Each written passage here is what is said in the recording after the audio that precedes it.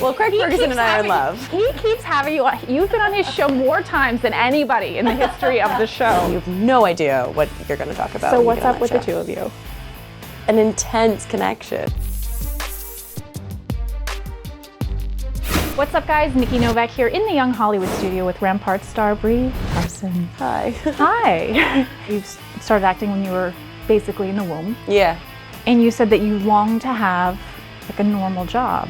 Yeah, I mean, there's something romantic about it, about the consistency of it, of a 9-to-5 job, instead of like the insanity of what I've chosen. I had an interesting experience a couple weeks ago where this crazy man walked into this diner that I always go to, and he thought that I was his wife and started ranting at me, and this waiter came and basically saved my life, like called the cops on this guy and got him to he was leave. that and crazy? Yeah. It wasn't cute old man charming crazy. No. I mean, it was amazing, but it was not necessarily cute. What did he do? He wanted to sit in my booth with me, and I told him no, that he couldn't, that he was making me uncomfortable, and he stood up and started screaming at me. He was like, "You did this at Pavilions!" This waiter, Albert, is my knight in shining armor, and I was in love with him and after this experience because he told him to get out. So I filled out the application. Oh my, this is a movie, Brie. You must write this. You're a writer. You must write this story. I'll write it. I'm giving away all my stories. And so I filled out the application, but I had no previous work experience, so I just made up a fake resume and had to sheepishly tell my mother that in case Dupars calls, that she's the manager of L&L Hawaiian Barbecue.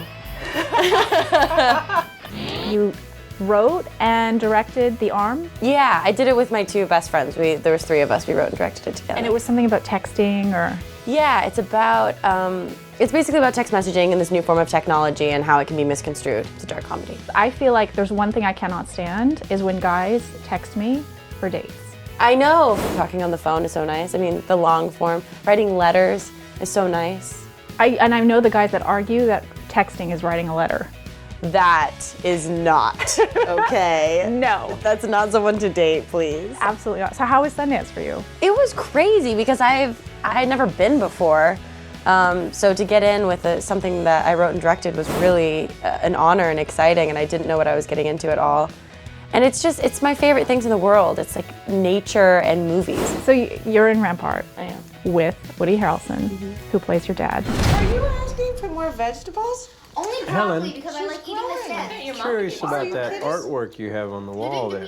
What does that mean, that collage? It's these like little bits of paper, and you like cut them out and you like glue them together and like make another picture. Okay, so you have like a man's head and a woman's heel digging into his head. And You have eyes. It's great. It's so funny because I read this about you, that you were homeschooled, and growing up that you said you were sort of like, you never did anything wrong. You were like the good girl. And yet United States of Terra, you play like a lot of these little bit darker roles. Yeah, I mean, I guess it's a way to live it, right? Or maybe that's why Is that I your never... rebellion kind of thing? Yeah, I wonder if maybe that's why I never gone to the dark side, because I'm able to like get it out in this other way. I didn't really have any friends. All I wanted to do was go to concerts. So who do you listen to? Like, what's on your iPod? I really like digging deep into like psychedelic music. I like to go into like garage punk. I like 60s sort of like rare stuff. 21 Jump Street. Was Johnny Depp, is he going to be in the movie making a cameo? You're not allowed to say. I mean, that's a highly controversial question that I don't think I can I'm taking that as a yes. No, I mean, it would be cool. Wouldn't it? It would be. It'd be great. See, she's got all these secrets that she's keeping from us. Don't. We have a mutual crush on somebody, or maybe not really a crush. Who? Craig Ferguson. Well, Craig Ferguson and I are in love. He keeps having you on. You've been on his show more times than anybody in the history of the show. I know, but it's really just because we run into each other and he goes, "Hey, you want to be on the show?" And I say, "Of course." Which I think he's stalking you, personally. You think he's planting himself? I think if you see him at Dupars. He was the guy at Dupars. I forgot to mention. Oh, right. Well, now it all makes perfect sense. He's amazing. I mean, he's so quick. He moves so fast, and you have no idea what you're going to talk about. So what's up with the two of you? An intense connection. One of your first jobs in the business, you worked on Leno. What's with you and the talk show hosts? I don't know. I don't get it. Do you have a crush on me? I kind of do. So you did skits on Leno when you were a kid? Yeah, that was my first job. We came to Los Angeles from Sacramento, had maybe $400 to our name, and tried to get a job, and that was the first thing. They wanted someone who looked like they would be in a fake Barbie commercial. It was you. What did you have to do? It was Malibu Mudslide Barbie. There's a lot of mudslides happening in Malibu at that time.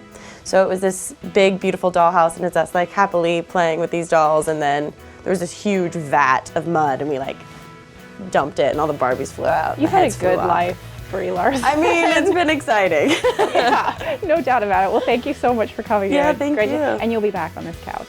Yes. Like Craig, we're going to bring you back. Bring me back, bring me back.